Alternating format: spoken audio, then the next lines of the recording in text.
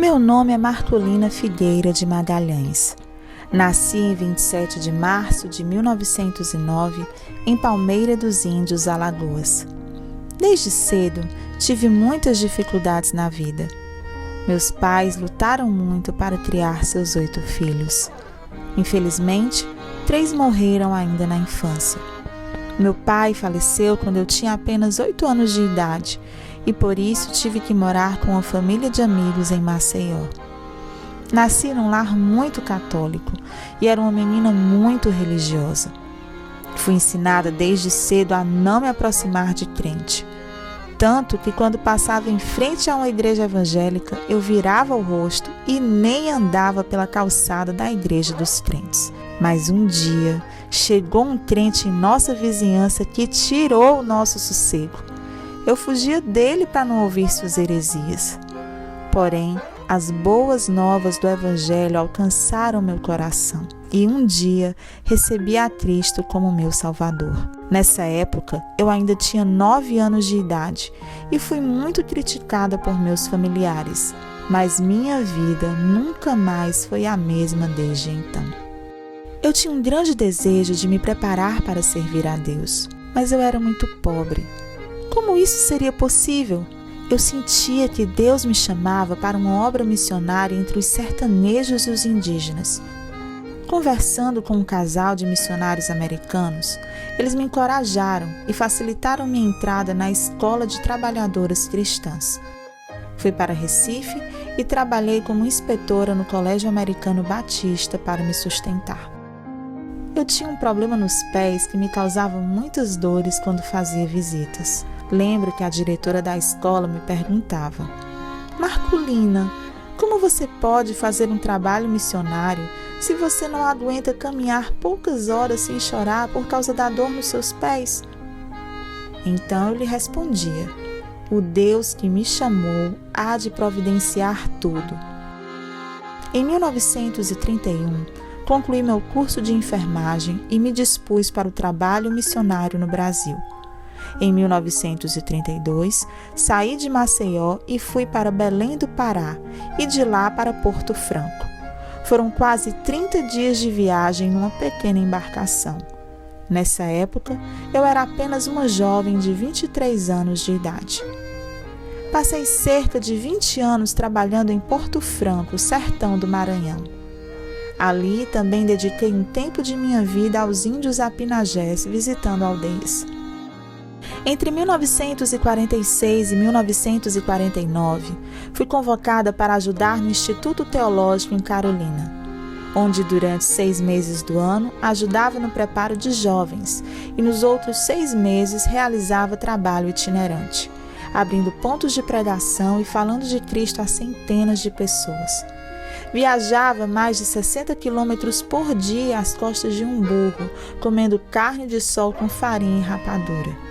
Bebia água dos ribeirões e até de poças que a chuva deixava na estrada. Quando fui para Araguatins, em Tocantins, iniciei um trabalho como enfermeira evangelista. Lá, abri um ambulatório que ficou conhecido como o hospital, que era procurado por pessoas que tinham de andar mais de 120 quilômetros. Ali, atendia 20 ou mais doentes por dia, além de atender nas casas e fora da cidade. Mas nunca deixei de falar de Cristo, o médico dos médicos, a nenhum de meus pacientes.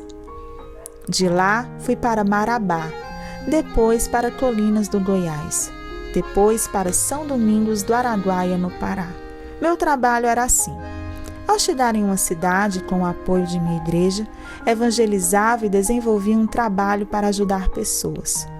E assim, passei cerca de 56 anos de trabalho, pregando o evangelho, ajudando crianças, fundando escolas, oferecendo serviços de enfermagem, sendo parteira, sempre indo a lugares onde o evangelho ainda não tinha chegado.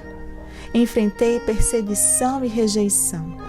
Fiquei conhecida como a peste do Vale do Tocantins. Viajei a pé, de barco, de canoa, sobre lombo de burro e até em carroceria de caminhão. Sofri um naufrágio onde quase morri afogada. Viajei milhares de quilômetros, indo de povoado a povoado, fazenda após fazenda, vila após vila, cidade após cidade, sempre ensinando que Cristo é a única esperança para a salvação do homem.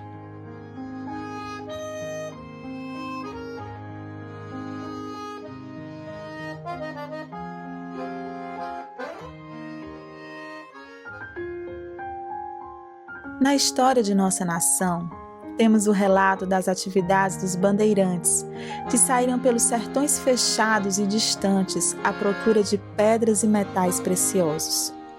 E hoje, conhecemos um pouco da história de Marcolina, a bandeirante do sertão, a missionária que abriu caminhos.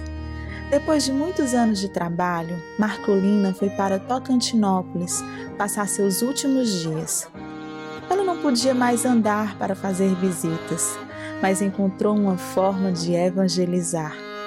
Sentada à porta de sua casa, passou a falar de Cristo a todos que passavam por ali. Distribuía folhetos e evangelhos sem perder qualquer oportunidade. Por seu trabalho realizado, recebeu algumas homenagens. Em 1953, foi criado em Alagoas um abrigo para meninas em situação de risco, o Lar Batista Marcolina Magalhães. Em 1988, no ano em que completaria 79 anos de vida, ela partiu para se encontrar com o Senhor, deixando esse legado para nós. Marcolina, aquela que quando jovem não conseguia fazer visitas sem chorar, pois seus pés doíam muito ao andar, caminhou léguas e léguas pelos sertões do Brasil em busca de pedras preciosas, almas que seriam ganhas para Cristo, para desfrutarem da vida eterna que só Ele pode nos dar. Gostaria de ter 10 vidas e muita força para gastar no serviço do meu Mestre Salvador. Agora só tenho um restinho de vida e ainda há tanto trabalho a ser feito e tantas almas que precisam ser ganhas para Cristo. Quem virá atender ao clamor dos perdidos sem Deus e sem salvação? As terras estão brancas para a ceifa, mas onde estão os obreiros? Almas sedentas, crianças espalhadas pelas matas e pelas estradas, pedem da água que Jesus tem para dar. Marcolina Magalhães.